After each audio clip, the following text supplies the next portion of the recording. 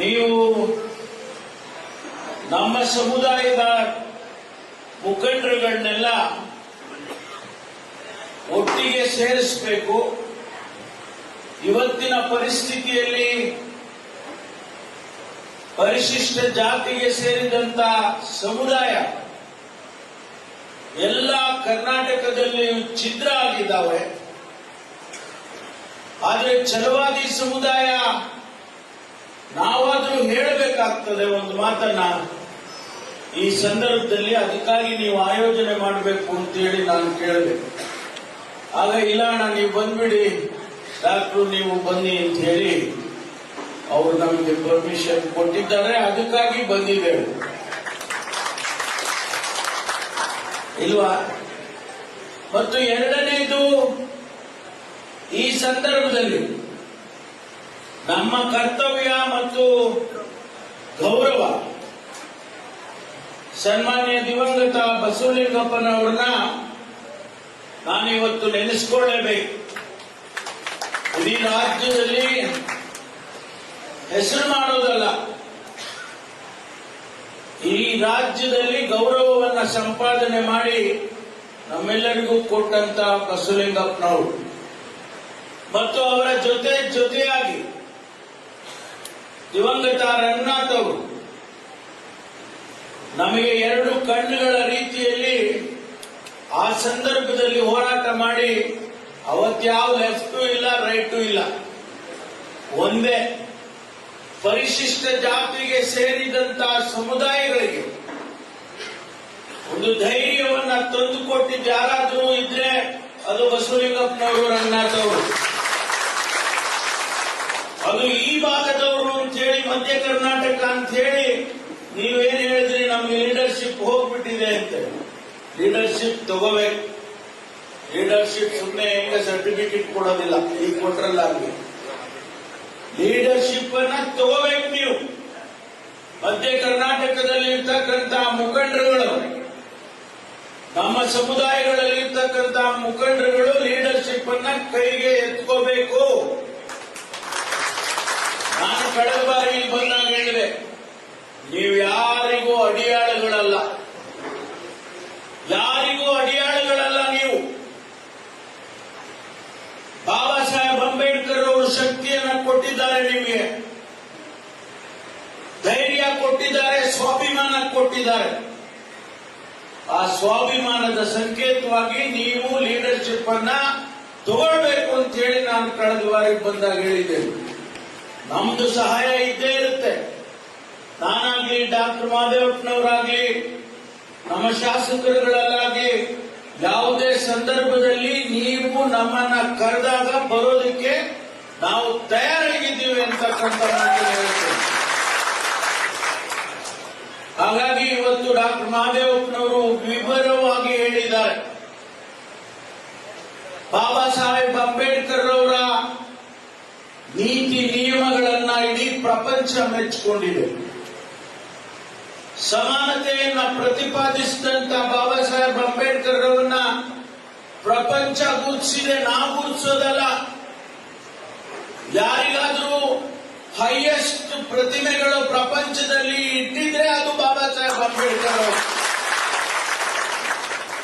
ಅದಕ್ಕಾಗಿ ಸುಮ್ಮನೆ ತಗೊಂಡೋಗಿ ಯಾರೋ ಒಬ್ಬರು ಪ್ರತಿಮೆ ಇಟ್ಬಿಡೋದಿಲ್ಲ.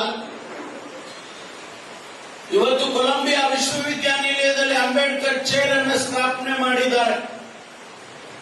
ವಿಶ್ವದ ಅನೇಕ ಜನ ಆರ್ಥಿಕ ತಜ್ಞರು ಅಲ್ಲಿ ಆ ಅಂಬೇಡ್ಕರ್ ಚೇರ್ ನಲ್ಲಿ ಆ ಕೇಂದ್ರದಲ್ಲಿ ಅಭ್ಯಾಸ ಮಾಡ್ತಾರೆ.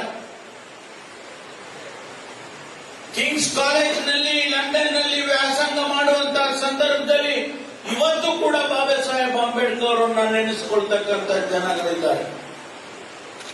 ಬಾಬಾ ಸಾಹೇಬ್ ಅಂಬೇಡ್ಕರ್ ವಿಷಯವನ್ನ ಯಾರಾದರೂ ಬಹಳ ಸ್ವಾರಸ್ಯವಾಗಿ ಮಾತನಾಡೋರಿದ್ದಾರೆ ಅಂದ್ರೆ ಅದು ಡಾಕ್ಟರ್ ಮಹದೇವಪ್ಪನವರು. ಅವರು ಹೇಳಿದರು, ಈ ದೇಶದಲ್ಲಿ ವಿವಿಧ ಪದರಗಳನ್ನು ಸೃಷ್ಟಿ ಮಾಡಿ ಹೋಗಿದ್ದಾರೆ.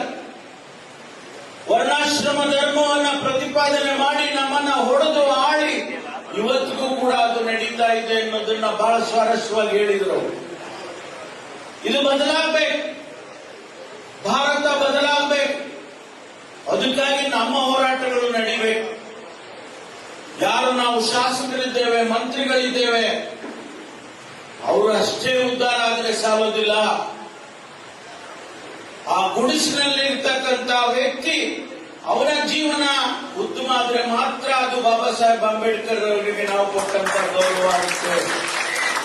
ಅದಕ್ಕಾಗಿ ಇವತ್ತು ನಾನು ಹೆಚ್ಚು ವಿವರವಾಗಿ ಬೇರೆ ಬೇರೆ ವಿಷಯಗಳನ್ನ ಮಾತನಾಡೋದಕ್ಕೆ ಹೋಗೋದಿಲ್ಲ. ಸಮಯನೂ ಆಗಿದೆ, ನಮ್ಮ ಬೇರೆ ಕಾರ್ಯಕ್ರಮಗಳು ಇದ್ದಾವೆ. ಆದರೆ ಒಂದು ಮಾತನ್ನ ಹೇಳೋದಕ್ಕೆ ಬಯಸ್ತೇನೆ. ನಾನಾಗ್ಲಿ, ಡಾಕ್ಟರ್ ಮಾದೇವಪ್ಪನವರಾಗ್ಲಿ, ಪ್ರಿಯಾಂಕ್ ಖರ್ಗೆ ಅವರಾಗ್ಲಿ, ನಾವೇನು ಮಂತ್ರಿಗಳಾಗಿದ್ದೇವೆ, ನಮ್ಮ ಸಮುದಾಯದ ಸ್ವಾಭಿಮಾನಕ್ಕೆ ಯಾವ ತ್ಯಾಗಕ್ಕೂ ಸಿದ್ಧ ಇದ್ದೇವೆ ಎನ್ನುವುದನ್ನ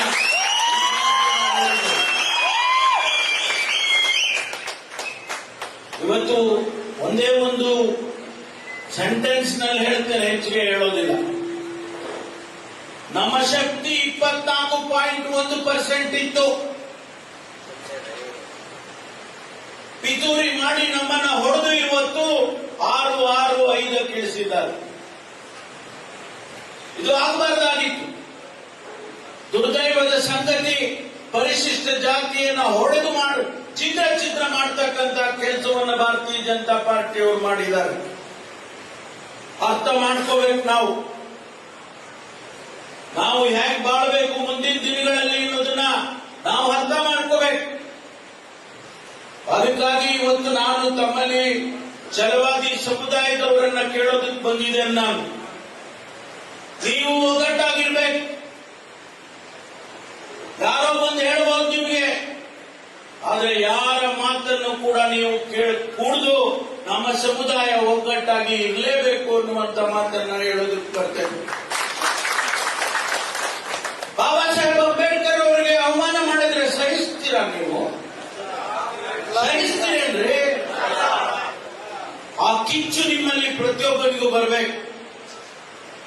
ಇವತ್ತು ಮಾನ್ಯ ಶಿವಶಂಕರಪ್ಪನವರು ಈ ಭಾಗಕ್ಕೆ ಮಾಡಿರ್ತಕ್ಕಂಥ ಕೆಲಸ, ಸೇವೆ, ಇವತ್ತು ಅವರು ನಮ್ಮನ್ನ ಅಗಲಿ ಹೋಗಿದ್ದಾರೆ.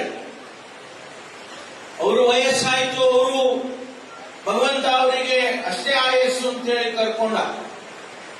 ಆದರೆ ಇವತ್ತು ನಾವು ನಮ್ಮ ಹೈಕಮಾಂಡ್ನವರು ಅವರ ಕುಟುಂಬವನ್ನ ಗುರುತಿಸಿ ಆ ಸಮರ್ಥನಿಗೆ ಟಿಕೆಟ್ ಅನ್ನ ಕೊಟ್ಟಿದ್ದಾರೆ. ನಮ್ಮ ಕರ್ತವ್ಯ ಏನು? ಕಾಂಗ್ರೆಸ್ ಅನ್ನು ಗೆಲ್ಲಿಸಿಕೊಳ್ಬೇಕಾದಂಥದ್ದು ನಮ್ಮ ಕರ್ತವ್ಯ. ಪರಿಶಿಷ್ಟ ಜಾತಿಯ ಜನ ಕಾಂಗ್ರೆಸ್ಸಿನ ವಿರುದ್ಧವಾಗಿ ಮಾತನಾಡಿದ್ರು ಕೂಡ ಅದು ಅವರಿಗೆ ಒಳ್ಳೆಯದಲ್ಲ. ಈ ದೇಶದಲ್ಲಿ ಏನಾದರೂ ಅವರು ಬೆಳಕಿಗೆ ಬಂದಿದ್ರೆ, ಅವರಿಗೆ ಧ್ವನಿ ಸಿಕ್ಕಿದ್ರೆ, ಬದಲಾಗಿದ್ರೆ, ಅವರ ಜೀವನ ಒಂದಿಷ್ಟು ಉತ್ತಮ ಆಗಿದ್ರೆ ಅದು ಕಾಂಗ್ರೆಸ್ ಪಕ್ಷದಿಂದ ಅನ್ನೋದನ್ನ ಯಾವತ್ತೂ ಕೂಡ ಮರೆಯಲ್ಲ. ಈಗ ಬಂದವರು ನಾಟಕ ಆಡೋದು, ಭಾರತೀಯ ಜನತಾ ಪಾರ್ಟಿಯವರು ಈಗ ಬಂದಿದ್ದಾರೆ ನಾಟಕ ಆಡೋದಕ್ಕೆ. ಯಾವ ಮಹತ್ವದ ಕೆಲಸ ಮಾಡಿಕೊಟ್ಟಿದ್ದಾರೆ ನಮಗೆ ಅಂತ ಹೇಳಿ ನೋಡೋಣ.